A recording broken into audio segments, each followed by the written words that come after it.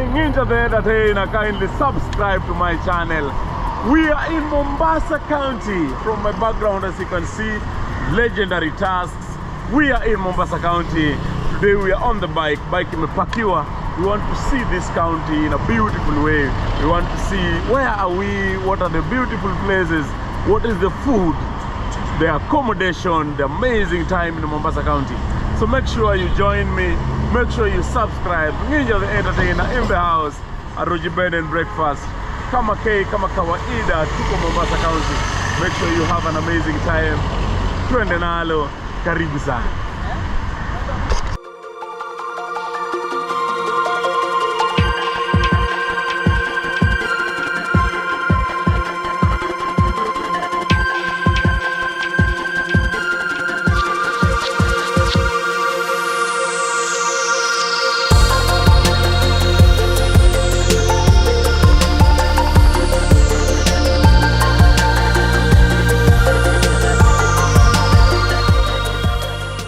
Sadia bajia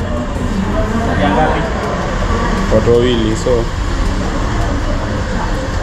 sausage mbili, weka sausage 4.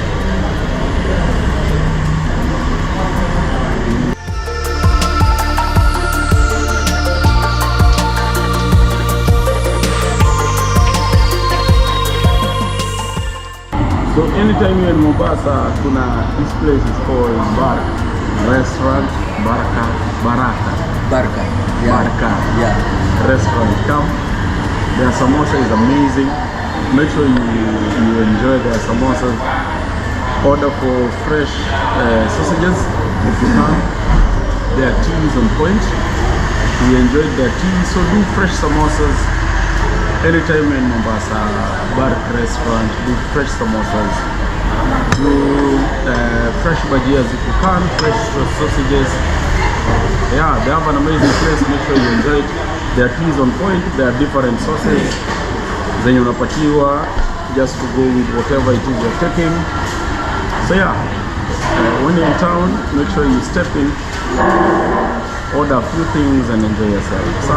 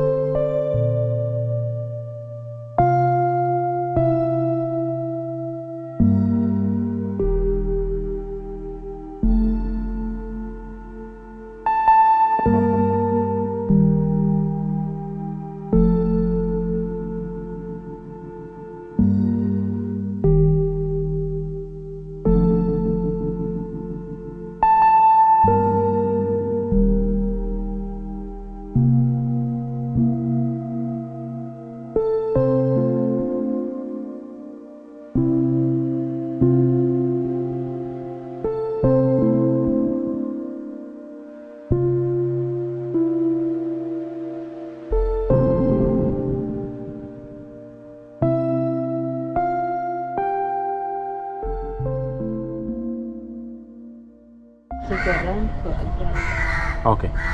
And this is Portuguese, welcome to Portuguese, and this is the modern Irish breed of Portuguese, as you can see. And you have the head, you have the hands, and the legs. That's the model of Portuguese. Okay. So that corner and that corner, those are the legs where you have entered the entrance, one arm. Then at that end, there's another arm. Then now this is the head, as you can see. Now this is the Irish breed of Portuguese. It's the model of a human being, and this human being is Jesus Christ, well, it's crucified. That's the kind of crucifixion that was crucified at the leg, arms, and the head. Okay. And the name Jesus, Jesus. Okay. Because the people who used this fort, they were Christian Catholic, they were Portuguese. Now they decided to build this fort in the model for human being, Jesus Christ, just to show their religion of Jesus Christ while he was crucified. They were Portuguese, Christian Catholics. They built this fort in the year 1593 to the year 1586. They built this fort in 3 years' time. They were around 400 Portuguese soldiers, but they were held by the local community around. The local community were around 4,000. This local could come here, build the fort, and at the end of the day, they were just given rent and go back home. It was not easy for them, because you can't just tell me you just come here, work the whole day, and their work was carving, just carved. Most of the places of this fort was carved. 70% of it was carved. The 30% was built. The whole of this fort was one big coral rock. They just carved, some places was carved. The 70% of it. So it was very hard work for someone to just give it a grace and go home. Now these Portuguese soldiers, they built this fort as a military barrack. This fort was a military barrack to now these soldiers. Because remember during those days they found a sea route, a very good sea route that navigates to India, Spain and those parts of the country. Because remember those days they were doing this slave trade. You remember the slave trade? Yeah. Yeah, they used to take slaves here in Africa and take them to their country as slaves. They used to sell slaves during that time. So they found a very good sea route that navigates to their country. Remember those days when someone tried to come to Africa, the only way you can use is only Suez Canal, and yes. here Suez Canal is very very fast. When they found a very good sea route, they wanted to use that sea route to do that slave activity, that slave business, and also protect that sea route to be there to conduct that work of trading. Okay. Again, another reason why this port was good, they found that it's a good port. Or old port of Mombasa was just here before. It was taken to that point, the ferry. Yes. It was here, the old port of Mombasa, and they also did butter trade. You remember? So they also used that port to do butter trade. Okay. So they also protect that port to be there to do that business. Okay. Since this port was built till now, it is around 430 years now. And after now Portuguese soldiers built this fort, they stayed here for 105 years before now Oman Arabs came. The Oman Arabs came 1696, and they wanted to withdraw the leadership of Portuguese here. Now they start ruling this fort to take over this fort and do the same business. And they had to fight. It was a fight. It was a rivalry between all these Portuguese and the Oman Arabs. They fought for 2.75 years. And they put the whole of this fort under siege. They fought for 2.75 years. And 1698, Oman Arabs, they were able to take over the fort from now the Portuguese. Okay. Now the Oman Arabs stayed here for the whole of 16th and 17th century. Now 18th century came British who colonized Kenya. They took over the 18th century, this fort. And after British took over this fort, they converted most of the places to be prison. Most of the places were prison because remember, this was the first prison before Shimolatewa. When British they were doing their colonization there outside, they bring most of the prisoners, the people who are resisting to their rules, they bring here as prisoners and put them in most of the prison here because this was the first prison before Shimolatewa. Okay. So we shall find one prison like this one. That was where Mutantulio Amenza and Chikivoi was in prison. Yeah, this one. And also that was a prison for women during the time of British. We shall find another prison for juvenile. Okay. Yeah, sure. So now after British took over this fort, they stopped slave activity that was happening in this point. And after we get that independence, this was taken by the National Museums of Kenya and our World Heritage Site in 2011, and now we are able to use this place. Okay.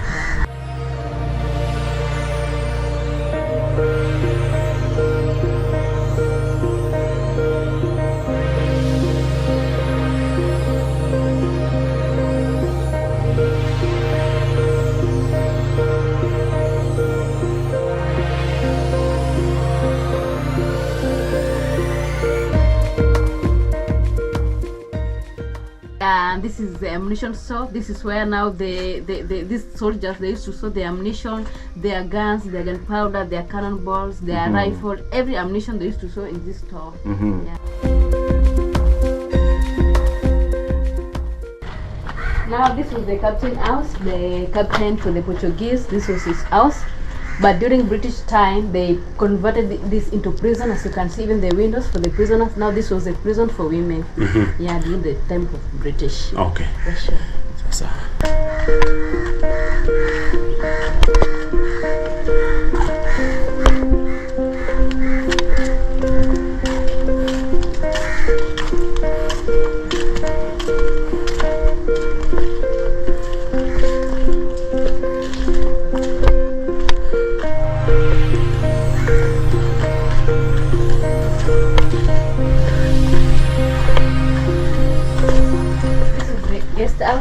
during that time of Portuguese, any guest that will come to the fort, maybe a VIP, a guest of honor, this was his room. As you can see, this was the wardrobe, and this was the place where they used to put their lamps. Ah, okay. Now this is the guest room. History ya kitambo ilikuwa simple. Yeah, sure.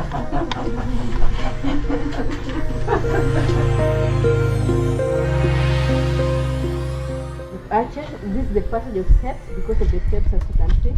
And at that point there was a very big tunnel and inatoka hadi kwa ocean.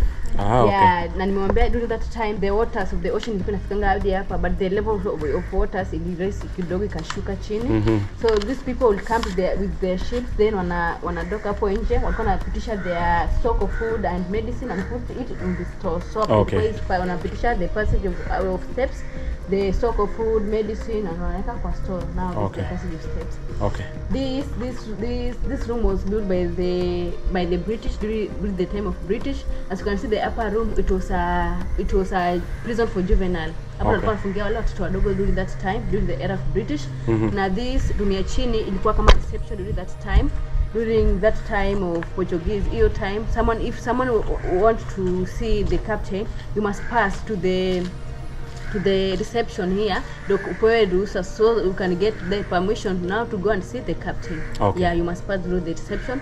Another thing, this was used as a meeting room. It is called Mazuri Hall. This is where they used to do their meetings. Now these people, the Omani Arabs, the British, and the people of Mombasa, now the Mijikenda. Yes. The 9 tribes of this coastal people. This is where they used to do their meetings, and that's a time they used to they had the issue about the ruling who will rule the whole of the coastal strip from Malindi all the way. Yeah, and during that era there is this thing rose during that time, like Pwani Kenya. Those things rose during that time when they were looking for the leader who will be ruling the coastal strip during that time. Yeah. This is how they all those meetings, as you can see. These are the British, the Omani, now the people from the coast. This is how they used to stay and do their baraza, their meeting. Any meeting that they have, they used to end at this point. And that's how they used to do. Inside this room? Yeah, sure, inside this room, but it was renovated. So they used to sit? Yeah, they used to sit, yeah, exactly the way they were sitting there. Okay.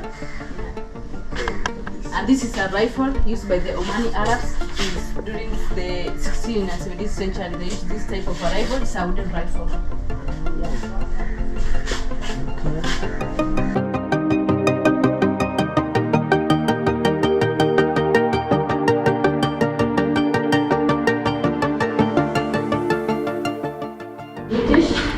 And at this point is where Belakili Wamenza Chikiboi was in prison before taken to Shimulateo.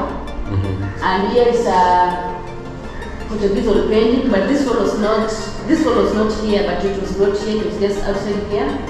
This was written by these Portuguese during their time. Okay, after Omani Arabs took over this fort, these Portuguese others were in stress, others were in depression. They started to just paint a wall, anything that came to their mind, they started to paint. As you can see, they do churches before they were Christian. This is how they were fighting. They never had food from these Omani Arabs. So they started eating rats. So they drew a rat face that way.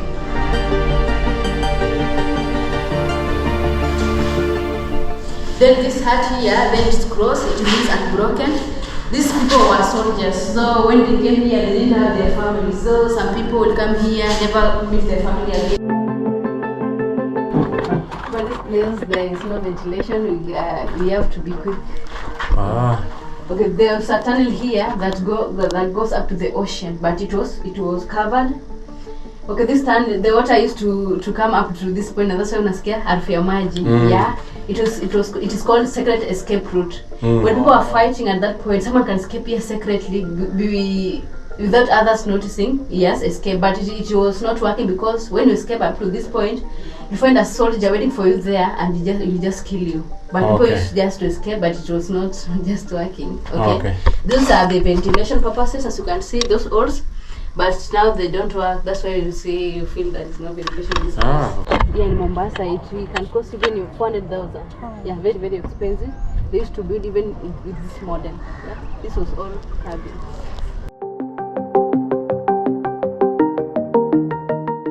This is the chimney. This is where they used to cook their food. They serve up to this point. Now the children to take their food from that point. Okay.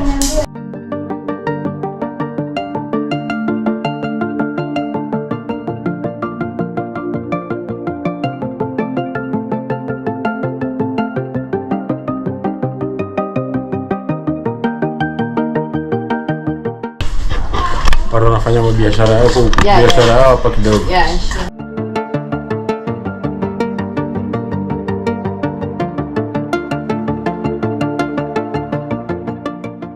That's a watchtower. So one soldier could stand there and watch if the enemies are approaching from that corner. You can see because these people they used to sail at this point with their ship with their flag, either ship or boats with their flags. When one soldier see an enemy approaches there because he has seen the flag of that ship and he has known that's an enemy, they come and shoot. This is a cannon. This is a cannon. Here there's a hole. This way they put a gunpowder, and at that bigger hole there they put a cannonball. A cannonball is about 10 to 15 kgs. They put there. We shall see the cannonball how it looks like. Then they will use this. They will use this gunpowder here, and gunpowder will go and fire that cannonball.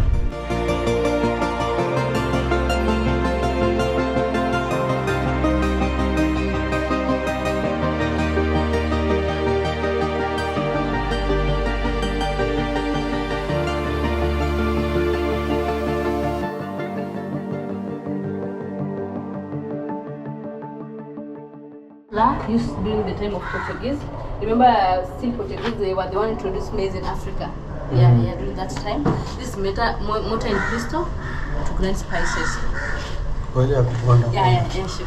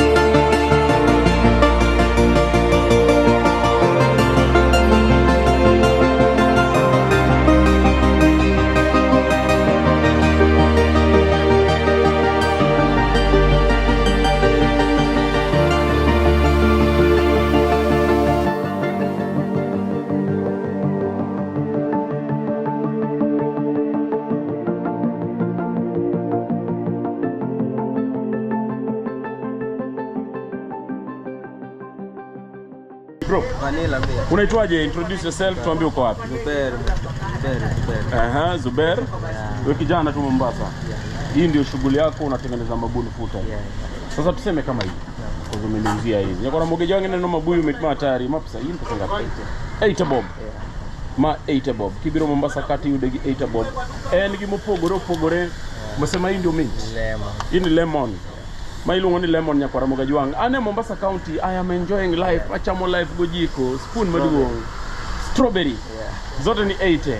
An kora muode gi koni to ini ng'weye gi kocha tamu tena zaidi. Hii sasa ndio hasila yako kila siku. Mtu mwenye ako mtaani kupata wapi? Hii renyo naitwaje? Mtu mwenye for the first time anakuja Mombasa na anataka place mabuyu iko. Kwa Greater. Hii area naitwaje? Hii area. Buraya. Inaitwa? Buraya. Kwa Greater Buraya. Nyakwara mogajanga kiwinje no. If you are in Mombasa City and you're looking for somewhere to enjoy some beautiful mabuyu, unakuja Buraya Greater. Kwa kijana anaitwa Zuber.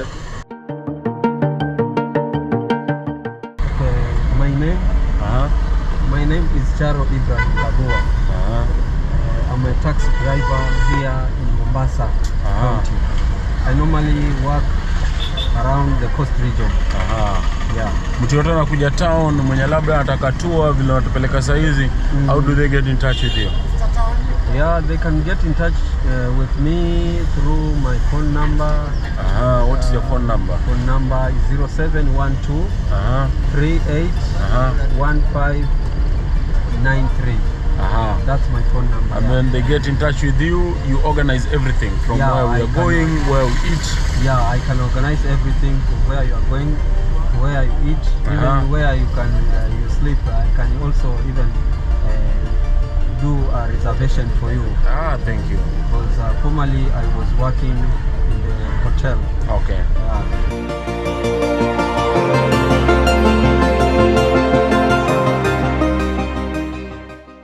Right now in Mombasa. If you're in Mombasa right now, make sure you make your way to this side of town. Come and see the history, the beautiful side of nature.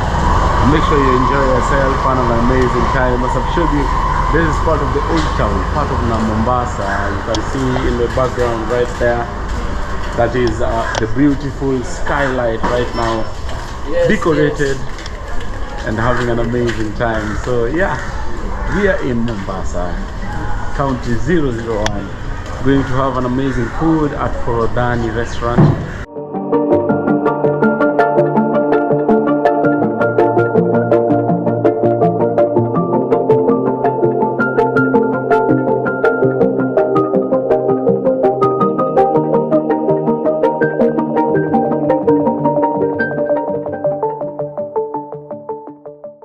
This is the old town. Old town street along the Forodhani restaurant. We have the old depot next there. Yeah. So as you can see, these are the old buildings. They have been preserved for museum. Yes. Yeah. People they can just come and see how the Arabs used to live. Yes. In Mombasa. Thank you.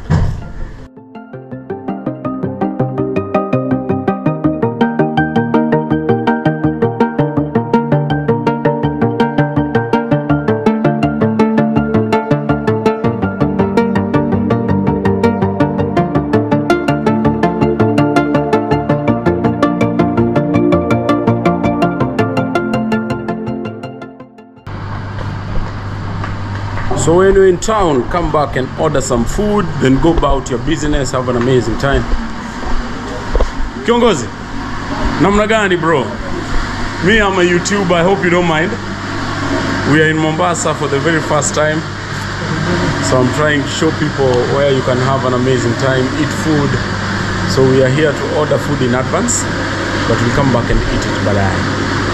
So what are some of the offers you have on the table for in terms of food? We can offer Seafood. Okay. So the best seafood is seafood platter. You have seafood platter for one. Yes. This goes for 2,600. Yes. Yes. Okay. And we have seafood platter for two. Yes. Which goes for 4,200. Okay. 4,200. Okay. Which is best. Perfect. It's a perfect portion. Okay.